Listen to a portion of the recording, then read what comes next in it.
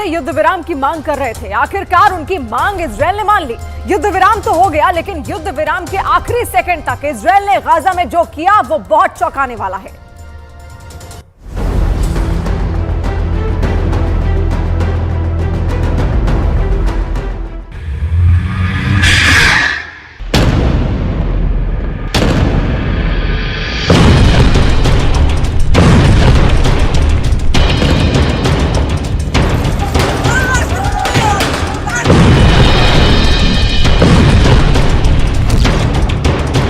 युद्ध विराम के बावजूद गाजा के खतरनाक हालातों में अभी भी कोई कमी नजर नहीं आ रही है।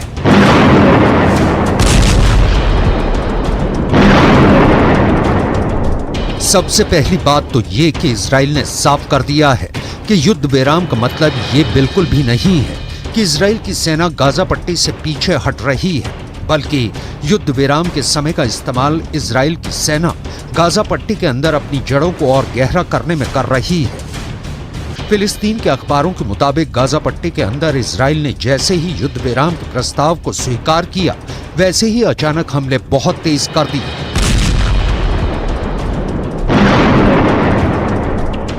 फिलिस्तीन के अखबारों का दावा है कि इजराइल ने 4 दिन के युद्ध विराम की पूरी कसर एक दिन में निकाल दी। युद्ध विराम के ठीक पहले सबसे बड़ा हमला रफा इलाके में हुआ है। रफा इलाका गाजा पट्टी के दक्षिणी हिस्से में है।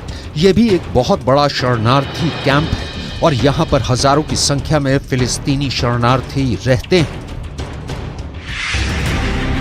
दक्षिणी गाजा के इस रफा इलाके में उत्तर गाजा से लाखों की संख्या में फिलिस्तीनी भाग कर आ गए हैं। ऐसी स्थिति में रफा का जनसंख्या घनत्व बहुत ज्यादा बढ़ चुका है और इतने खतरनाक हालातों में इजराइल के लड़ाकू विमान यहां पर बहुत तगड़ी एयर स्ट्राइक कर चुके हैं।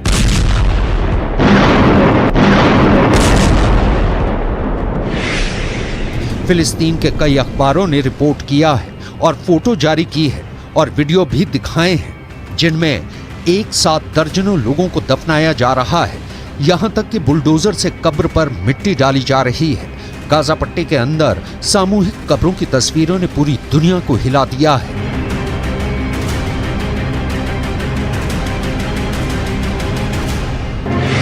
फिलिस्तीन के कुद्स न्यूज नेटवर्क ने कुछ ऐसे वीडियो पोस्ट किए हैं जो बहुत ज्यादा दिल दहला देने वाले हैं। वीडियो में दिखाया जा रहा है कि एक फिलिस्तीनी महिला अपने बच्चों के नाम पुकार रही है। मलबे के सामने खड़े होकर यह महिला अपने बच्चों को बुला रही है।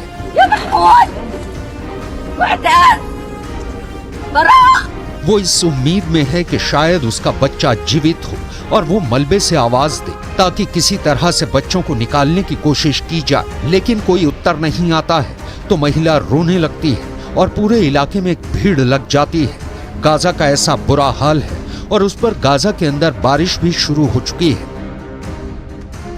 एक ऐसा वीडियो सामने आया है जहां पर गाजा की एक नागरिक किसी तरह अपने आप को बारिश से बचाने की कोशिश कर रही है।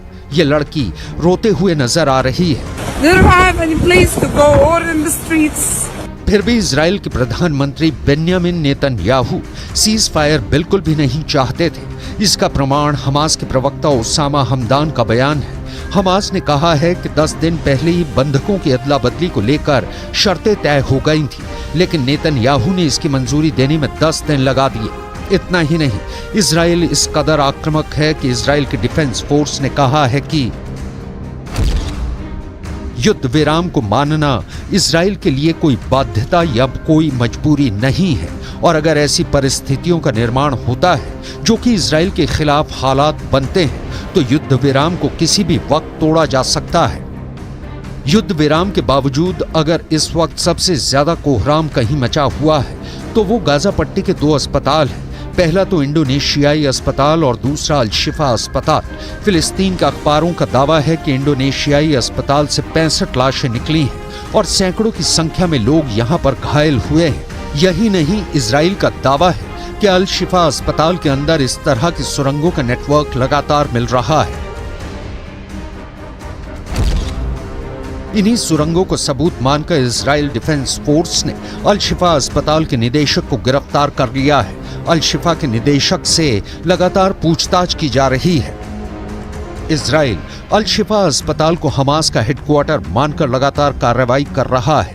प्रोपेगेंडा करने में माहिर इजराइल डिफेंस फोर्स ने अल शिफा अस्पताल के अंदर मिली एक सुरंग को बार बार अलग अलग सैनिकों के माध्यम से वीडियो रिकॉर्डिंग पर लाया है और इन रिकॉर्डिंग्स को लगातार दुनिया के सामने रख रहे हैं। इजराइल डिफेंस फोर्स की एक महिला कमांडर माशा खुद अल शिफा अस्पताल की सुरंग के अंदर गईं और माशा ने वहां पर बिल्कुल अंधेरी और डरावनी सुरंग के बारे में दुनिया को बताया। माशा ने सुरंग से गुजरते हुए ऐसे कमरे दिखाए जहां पर एसी लगे हुए थे, जहां पर कई कमरे बने हुए थे और वॉशरूम भी था।